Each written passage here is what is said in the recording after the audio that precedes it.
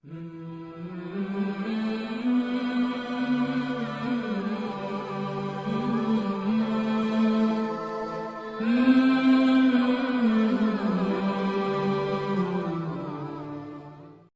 يؤمن أحدكم حتى أكون أحب إليه من والده وولده والناس أجمعين، أو كما قال عليه الصلاة والسلام: إن الله وملائكته يصلون على النبي يا أيها الذين آمنوا صلوا عليه وسلموا تسليما. اللهم صل على محمد وعلى آل محمد كما صليت على إبراهيم وعلى آل إبراهيم إنك حميد مجيد.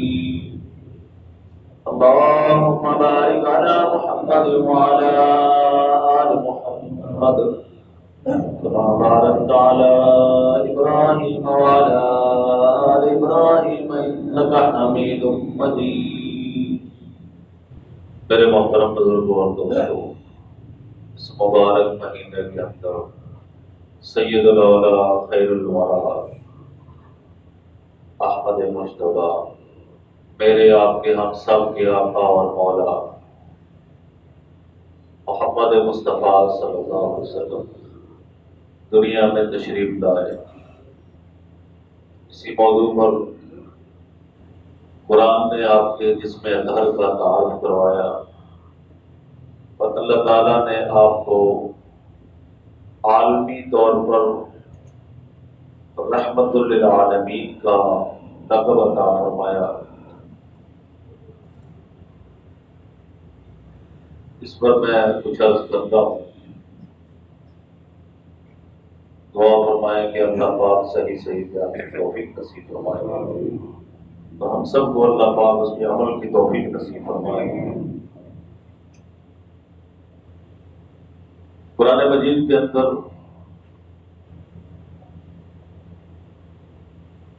نبی کریم صلی اللہ علیہ وسلم کا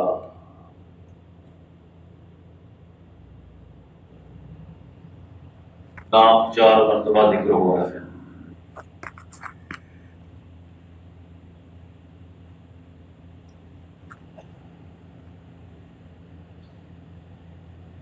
تو قرآن کہتا ہے محمد الرسول اللہ،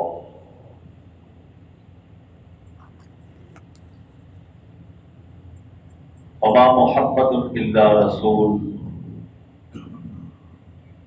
والذین آمنوا وعملوا الصالحات وآمنوا بما نزل على محمد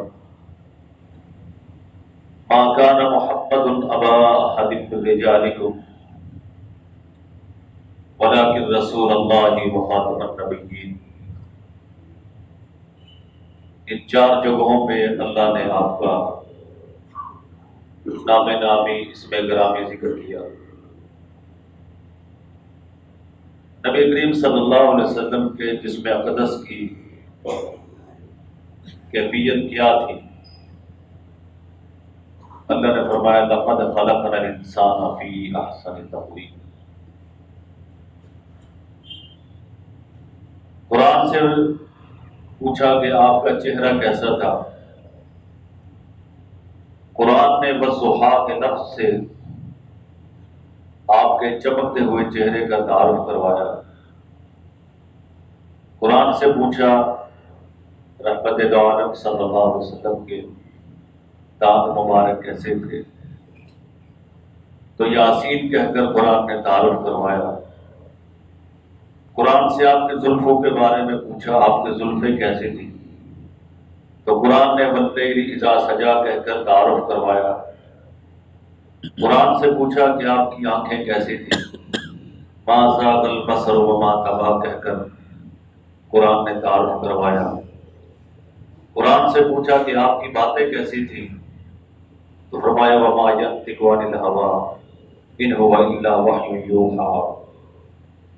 قرآن سے آپ کی خاموشی کے بارے میں پوچھا تو قرآن نے تعارف کروایا لا تحرک به لسانک لتعجل به قرآن سے آپ کے ہاتھوں کے بارے میں پوچھا تو فرمایا وما رمیت اذ رمیت ولکن اللہ رمی ید اللہ فوق ایدیہم۔ قرآن سے آپ کے سینہ مبارک کے بارے میں پوچھا آپ کا سینہ کیسا تھا تو فرمایا الم نشرح لک صدرک۔ قرآن سے آپ کی کمر کے بارے میں پوچھا آپ کی کمر کیسی تھی تو فرمایا الذی انقض ظہرک۔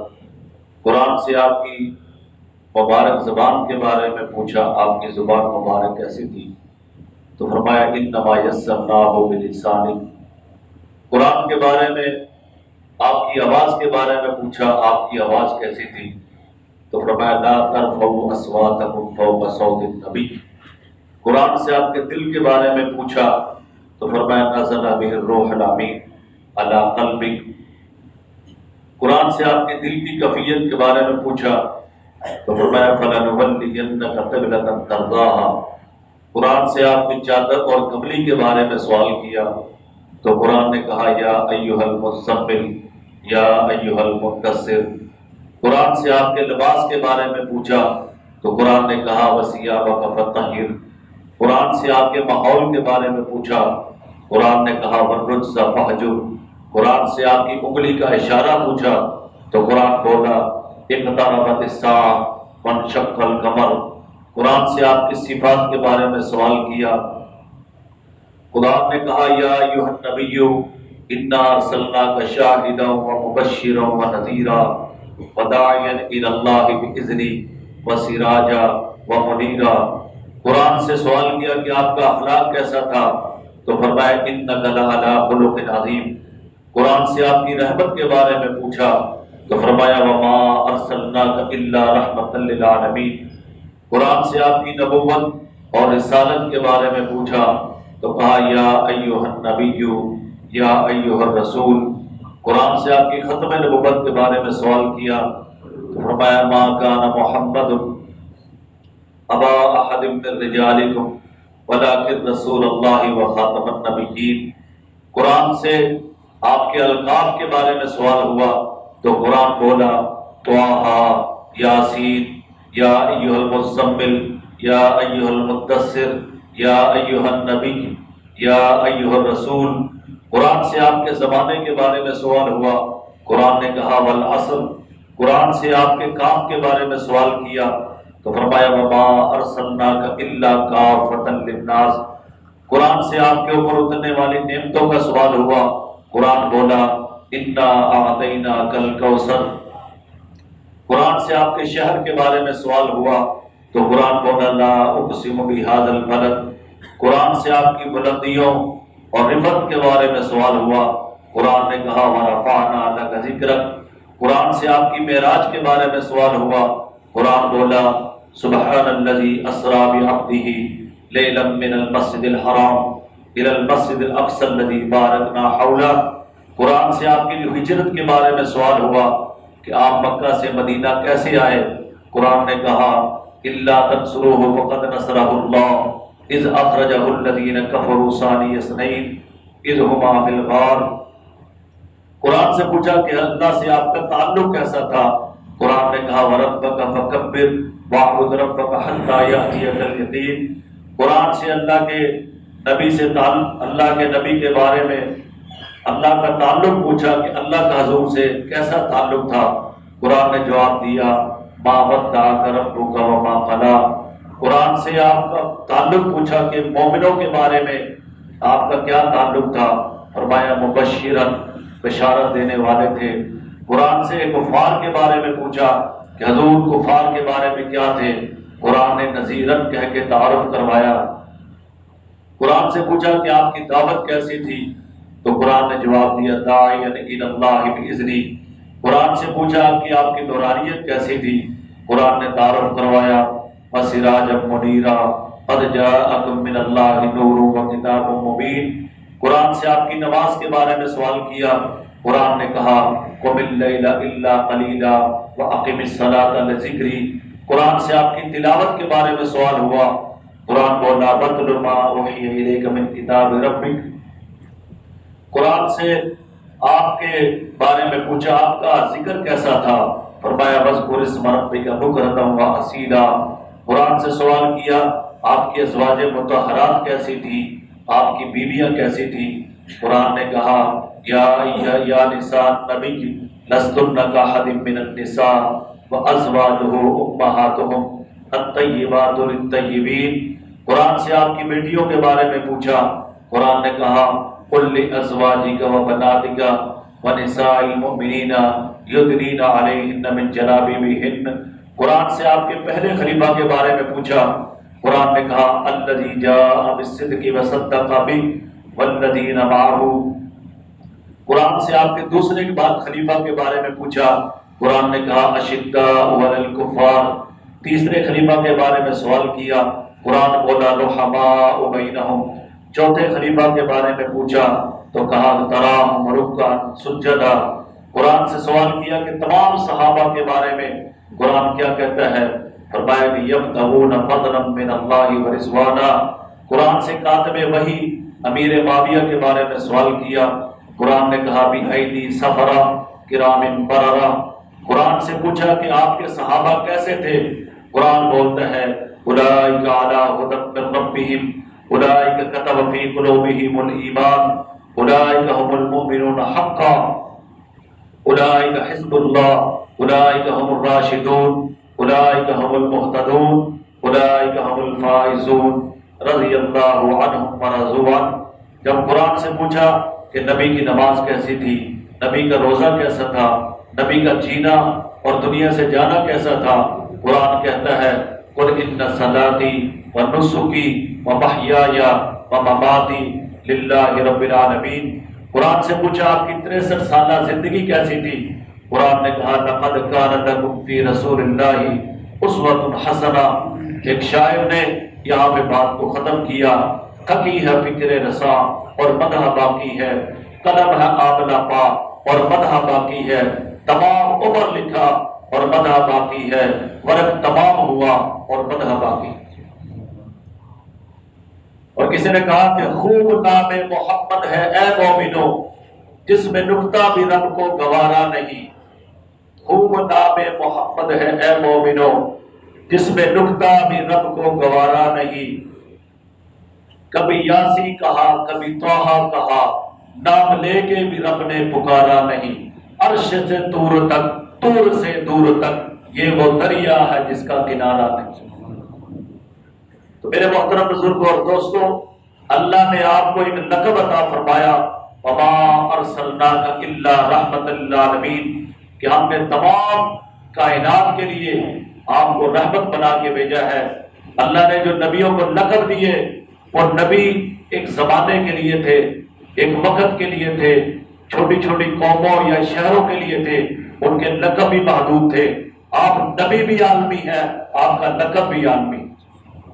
اللہ رب العالمین ہے اور اس کا نبی رحمت للعالمین ہے۔ اللہ کی ربوبیت ساری کائنات کے لیے، ہماری نبی کی رحمت بھی ساری کائنات کے لیے۔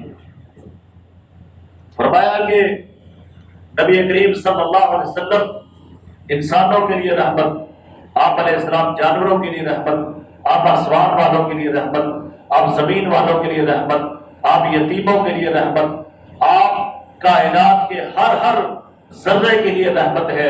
اور یہ لقب ایسا ہے کہ نہ میں نے دیا نہ جو ہے کسی اور نے دیا، بلکہ یہ خود اللہ نے حضور کو لقب عطا فرمایا وما ارسلناک الا رحمت للعالمین، کہ تمام کائنات کے لیے ہم نے آپ کو رحمت بنا کے بھیجا۔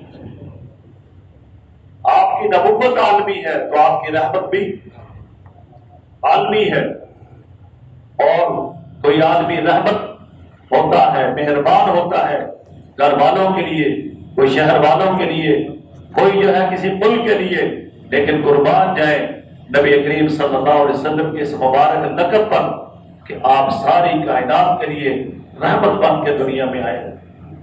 وہ نبیوں میں رحمت لقب پانے والا، وہ مرادیں غریبوں کی بر لانے والا نبی کریم صلی اللہ علیہ وسلم کو نبیوں میں اللہ نے رحمت کا لقب عطا کیا، اور سارے مریدوں کی، سارے لوگوں کی مرادیں آپ علیہ السلام کے ذریعے اللہ نے پوری فرمائی۔ آپ علیہ السلام کس کس انداز سے رحمت ہے؟ فرمایا کہ اللہ اپنے بارے میں فرماتا ہے الحمدللہ رب العالمین، تمام تعریفیں اللہ کے لیے ہے جو تمام جہانوں کا پالنے والا ہے۔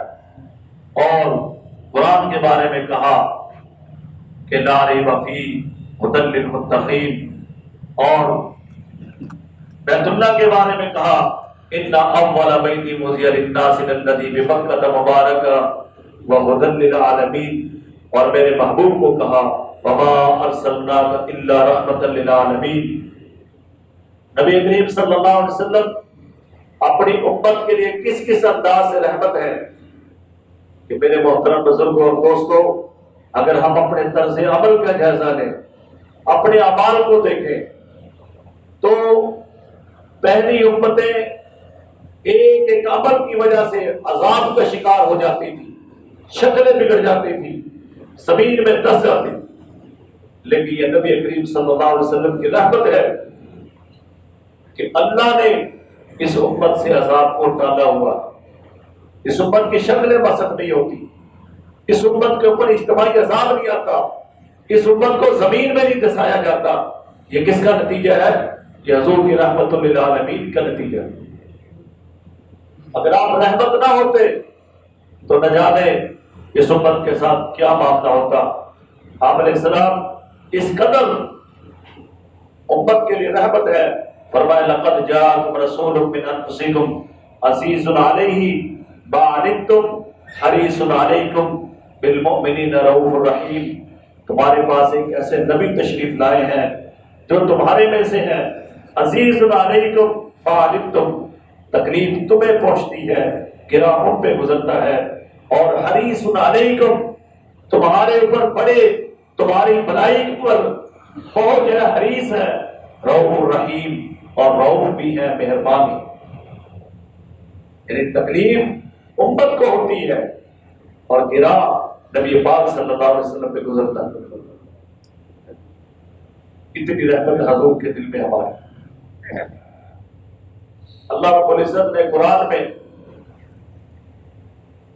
آیات کو نازل فرمایا، انبیاء کی دعاؤں کو ذکر کیا۔ حضرت عبداللہ بن عمر بن عاص فرماتے ہیں کہ نبی کریم صلی اللہ علیہ وسلم نے ایک دن قرآن کی آیت کی تلاوت کی، رب انہن اضللن کثیرا من الناس فمن تبعنی فانہ منی ومن عصانی فانک غفور رحیم۔ اے میرے رب، ان معبودان باطلہ نے بہت سے لوگوں کو گمراہ کر دیا، ان میں سے جو میری اتباع کرے گا وہ میرا ہے، ومن عصانی فانک غفور رحیم، اور جو نافرمانی کرے گا اے اللہ تو بخشنے والا ہے، تو رحمت کرنے والا ہے۔ یعنی ابراہیم علیہ السلام نے قوم کا معاملہ اللہ کے سپرد کر دیا کہ جو میری مانے گا وہ میرا ہے، اور جو میری نہیں مانے گا اے اللہ اس کا معاملہ تیرے سپرد ہے۔ اللہ تعالیٰ کے نبی عیسیٰ علیہ السلام کی دعا کو ذکر کیا، فرمایا کہ ان تعذبہم فانہم عبادک وان تغفر لہم فانک انت العزیز الحکیم۔ اے اللہ اگر تو ان کو عذاب دے گا تو تیرے بندے ہیں، اے اللہ اگر تو معاف کر دے یا اللہ تو حکیم بھی ہے، تو غالب بھی ہے۔ حضرت عیسیٰ علیہ السلام نے بھی یہ معاملہ اللہ کے سپرد کیا، لیکن جب بات آئی آمنہ کے لال کی، عبداللہ کے در یتیم کی، والضحیٰ کے چہرے والے کی، واللیل کے زلفوں والے کی، یاسین کے دانتوں والے کی، تو انہوں نے ہاتھوں کو اٹھایا، فرفع ایدیہم وقال اللہم امتی اللہم امتی امتی وبکا۔ نبی کریم صلی اللہ علیہ وسلم نے اپنے ہاتھ اٹھا دیے اور کہا یا اللہ میری امت، یا اللہ میری امت، یا اللہ میری امت، وبکا۔ حضور علیہ السلام رو پڑے۔ اللہ نے جبرائیل کو آسمان سے بھیجا، میرے محبوب سے پوچھو کیا کہتے ہیں۔ جبرائیل علیہ السلام تشریف لائے، یا جبرائیل اذهب الى محمد وربک اعلم فاسألہ، پوچھو جا کے میرا محبوب کیا کہتا ہے۔ نبی کریم صلی اللہ علیہ وسلم نے جبرائیل سے کہا کہ حضور میری امت کا کیا بنے گا؟ تو جبرائیل نے جا کے اللہ سے عرض کی یا اللہ، حضور علیہ السلام تو اپنی امت کے بارے میں پریشان ہے، امت کے بارے میں رو رہے ہیں، میری امت کا کیا بنے؟ اللہ نے جبرائیل سے کہا اذهب الى محمد فقل انا سنرضيك في امتك ولا نسوك، جاؤ میرے محبوب کو خوشخبری سنا دو، ہم آپ کی امت کے بارے میں آپ کو راضی کریں گے، آپ کو ناراض نہیں کریں گے۔ دو نبیوں کی دعاؤں کا میں نے ذکر کیا، ان دونوں نے اپنا امت کا معاملہ اللہ کے حوالے کیا۔ ان تعذبهم فإنهم عبادك وإن تغفر لهم فإنك أنت العزيز الحكيم، یا اللہ اگر تو ان کو عذاب دے تو تیرے بندے ہیں، اگر تو معاف کرے تو غالب ہے، تو حکمت والا ہے۔ لیکن نبی کریم صلی اللہ علیہ وسلم نے جب ہاتھ اپنی رحمت والے بلند کیے ہیں تو اس وقت تک نیچے نہیں کیے جب تک اللہ کی طرف سے پیغام نہیں آ گیا۔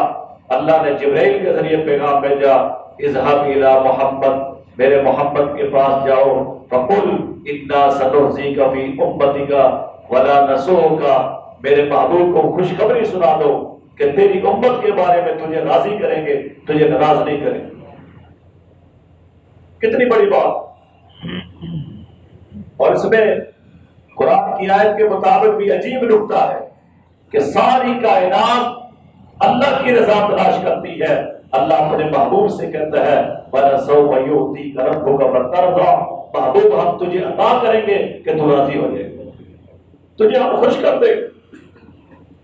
کتنی بڑی خوشخبری ہے اس امت کے بارے میں۔ آپ پوری امت کے لیے رحمت بن کے آئے، آپ بچوں کے لیے رحمت بن کے آئے۔ آپ علیہ السلام نے فرمایا لیسا منا من لم یرحم صغیرنا، جو چھوٹوں پر رحم نہیں کرتا وہ ہم میں سے نہیں۔ کچھ صحابہ حضور کے پاس آئے، کہنے لگے یا رسول اللہ آپ تو بچوں سے بڑا پیار کرتے ہیں، ہم تو نہیں کرتے، آپ تو بچوں پر بڑی شفقت کرتے ہیں، بڑی مہربانی سے پیش آتے ہیں۔ تو نبی کریم صلی اللہ علیہ وسلم نے فرمایا کہ اگر اللہ نے کسی دل سے رحمت نکال لی ہو تو میں اس کو کیا کروں؟ یعنی بچوں سے رحمت کرنا، شفقت کرنا، یہ نبی کریم صلی اللہ علیہ وسلم کا عمل ہے۔ یا ایک بات بتاؤں، ایک آدمی نے میرے سے پوچھا کہ ہمارے علاقے میں اگر ماں باپ کے سامنے کو بچے کو اٹھا لیں یا بچے کو پیار کر لیں تو ماں باپ بڑا برا مناتے ہیں، اس کا کوئی شریعت سے تعلق ہے؟ میں نے کہا نبی کریم صلی اللہ علیہ وسلم تو بچے آ جاتے تھے اور آپ پر سوار ہو جاتے تو آپ سجدہ لمبا کر دیتے تھے۔ ایسے ایک لطیفہ ہے کہ یہ بعض دیہاتوں میں ایسے بھی ہے کہ آدمی سارے گھر والوں سے بات کر سکتا ہے لیکن بیوی سے بات نہیں کر سکتا، کہتے نہیں یہ غیرت کے خلاف۔ یہ کون سی غیرت ہے؟ ہمارے جاننے والے انہوں نے دیکھا نہیں کہ پیچھے میرا باپ کھڑا ہوا، انہوں نے اپنی بیوی سے کوئی محبت کا لفظ کہہ دیا تو اس کے باپ نے جرگہ بلا لیا کہ میرا بیٹا بغیرت ہو گیا۔ تو میں نہیں سمجھتا من لم یرحم صغیرنا، بچوں کو ماں باپ کے سامنے بھی پیار کر سکتے ہیں، اس کے علاوہ بھی پیار کر سکتے ہیں، محبت کے الفاظ بیوی کو بولے جا سکتے ہیں، اس سے فون پر بات کی جا سکتی ہے، یہ شرط کوئی مسئلہ نہیں ہے، کوئی منع نہیں ہے۔ تو نبی کریم صلی اللہ علیہ وسلم بچوں کے لیے بھی رحمت بن کے آئے، آپ علیہ الصلوۃ والسلام بڑوں کے لیے بھی رحمت بن کے آئے۔ سیدنا ابوبکر صدیق رضی اللہ تعالیٰ عنہ اپنے باپ کو، والد کو لے کر آئے، یا رسول اللہ آپ انہیں کلمہ پڑھا دیں۔ آپ علیہ السلام نے فرمایا مجھے بتایا ہوتا میں حاضر ہو جاتا۔ اتنی شفقت فرمائی۔ لیس منا من لم یرحم صغیرنا ولم یوقر کبیرنا، اللہ کے نبی نے فرمایا کہ وہ آدمی ہم میں سے نہیں جو بچوں پر رحم نہ کرے اور بڑوں کی عزت نہ کرے، علماء کی قدر نہ کرے۔ اس کو حضور نے اپنے سے دور کر دیا۔ اور آپ علیہ السلام مزدوروں کے لیے بھی رحمت بن کے آئے۔ آپ علیہ السلام نے ایک مزدور سے ہاتھ ملایا تو ہاتھوں کی سختی کی وجہ پوچھی کہ تمہارے ہاتھ بڑے سخت ہیں، تو اس نے عرض کیا یا رسول اللہ صلی اللہ علیہ وسلم میں پہاڑوں سے پتھر توڑتا ہوں۔ تو نبی کریم صلی اللہ علیہ وسلم نے فرمایا کہ القاصد حبیب اللہ، ہنر مند اللہ کا دوست، مزدور اللہ کا دوست ہے، اور آپ علیہ الصلوۃ والسلام غلاموں کے لیے بھی رحمت بن کے آئے۔ آپ علیہ الصلوۃ والسلام نے حضرت انس کو ایک کام کے لیے بھیجا، یہ جا کے اپنے دیاللہ کے بچے تھے، تو آپ علیہ الصلوۃ والسلام نے وہاں سے گزرے تو آپ نے جو ہے نا ان کی گردن پکڑ لی، انہوں نے مڑ کر دیکھا، فرمایا کہ انس تم کہاں جا رہے ہو؟ چلے یا رسول اللہ آپ ہی کے کام جا رہا ہوں۔ لیکن آپ علیہ السلام نے خود کچھ نہیں فرمایا کہ تم نے اتنی دیر کر دی، میرا کام پہلے کیوں نہیں کیا، محبت سے اس کو ڈال دی۔ نبی کریم صلی اللہ علیہ وسلم کے ایک صحابی تھے، وہ گاؤں سے حضور علیہ السلام کے لیے چیزیں لے کے آتے تھے، گاؤں کی چیزیں، گاؤں کے خاص تحفے ہوتے ہیں، کچھ شہروں میں تحفے ہوتے ہیں۔ تو ایک مرتبہ وہ بازار کی طرف جا رہے تھے، ظاہر ان کا نام تھا، آپ علیہ السلام نے پیچھے سے پکڑ لیا اور فرمایا کہ کون ہے جو اس کو خریدے گا؟ کہنے لگے یا رسول اللہ اگر آپ مجھے بیچیں گے تو میری قیمت بڑی تھوڑی لگے گی کیونکہ میری شکل اچھی نہیں ہے۔ تو آپ علیہ السلام نے فرمایا کہ لیکن اللہ کے ہاں تمہاری قیمت بہت بڑی، اللہ کے ہاں تم کم قیمت نہیں ہو۔ تو مزدوروں کے لیے بھی حضور علیہ السلام رحمت بن کے آئے، اور آپ علیہ السلام یتیموں کے لیے رحمت بن کے آئے کہ آقا علیہ السلام نے فرمایا کہ جس گھر کے اندر مسلمانوں کے گھروں میں سے وہ گھر بہت اچھا ہے جہاں کسی یتیم کی پرورش کی جاتی ہو اور اس کے ساتھ اچھا سلوک کیا جاتا ہے، اور مسلمانوں کے گھروں میں وہ گھر بہت برا ہے جس گھر میں کسی یتیم کے ساتھ برا سلوک کیا جاتا ہے۔ خصوصاً میرے بھائیوں، ہمارے گھروں میں جو ہے وہ دیہاتوں سے ہم بچیاں لے آتے ہیں، بچے لے آتے ہیں، غریب ہوتے ہیں، وہ بیچارے بھیج دیتے ہیں اپنے بچوں کو، ان سے ہم کام لیتے ہیں۔ تو میرے بھائیوں ان کے ساتھ شفقت والا معاملہ کرنا چاہیے، جیسے ہم اپنے بچوں کے لیے پسند کرتے ہیں ایسے ہی ہمیں ان کے لیے بھی پسند کرنا چاہیے، ان کے لیے بھی آرام کا اور راحت کا خیال کرنا چاہیے، ان کا بھی احساس ہمارے دل کے اندر ہونا چاہیے۔ حتیٰ کہ ایک حدیث میں آتا ہے کہ جو آدمی کسی یتیم کے سر پہ ہاتھ پھیرتا ہے، جتنے بال اس کے سر کے نیچے آتے ہیں اللہ پاک اس کے اعمال نامے میں اتنی نیکیاں لکھ دیتے ہیں۔ اب ہاتھ پھیرنے کا مطلب کیا ہے؟ ایک تو یہ ہے کہ شفقت سے، محبت سے ہاتھ پھیر دیا کہ یہ یتیم ہے، اور دوسرا میرے بھائیوں یہ ہے کہ اس کی ضرورتوں کا خیال کرنا، یہ ہاتھ پھیرنے کا معنی ہے۔ تو وہ مسلمانوں کا گھر بہت اچھا ہے جس گھر میں کوئی یتیم ہو اور اس کی جو ہے اس کے ساتھ بھلائی والا، حسن اخلاق والا معاملہ کیا جاتا ہو۔ اور یتیمی کا تعلق یاد رکھیں یہ بالغ ہونے سے پہلے ہوتا ہے، جب بندہ بالغ ہو جاتا ہے تو یتیمی ختم ہو جاتی۔ ایک ساتھی مجھے کہنے لگا کہ جب سے آپ نے یہ بیان کیا ہے اللہ کا شکر ہے میں عمل کرتا ہوں، میں روزانہ یتیم کے سر پہ ہاتھ پھیرتا ہوں۔ میں نے کہا ماشاءاللہ آپ کے گھر میں کوئی یتیم ہے؟ کہنے لگا ہاں میری بیوی یتیم ہے، میں روزانہ اس کے سر پہ ہاتھ پھیرتا ہوں۔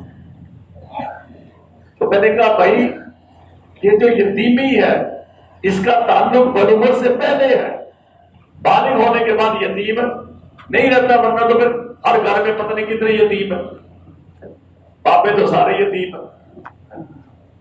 تو یہ یتیمی کا تعلق بلوغت سے پہلے ہے، اور نبی کریم صلی اللہ علیہ وسلم عورتوں کے لیے بھی رحمت بن کے آئے۔ عورتوں کو لوگ زندہ نہیں رہنے دیتے تھے، بچیوں کو زندہ زمین کے اندر دفن کر دیتے تھے۔ تو نبی کریم صلی اللہ علیہ وسلم نے آ کے عورتوں کے فضائل بیان کیے۔ آپ نے فرمایا حب الیہ من الدنیا ثلاث الطیب والنساء وقرۃ عینی فی الصلاۃ۔ ایک صحابی نے بیان کیا کہ یا رسول اللہ دور جاہلیت کے اندر میں نے اپنی بچی کو زندہ درگور کیا، اس کو میں نے زندہ زمین میں دفن کیا۔ تو نبی کریم صلی اللہ علیہ وسلم کی مبارک آنکھوں سے آنسو جاری، رونے لگے کہ تم نے اتنا بڑا کام کر دیا۔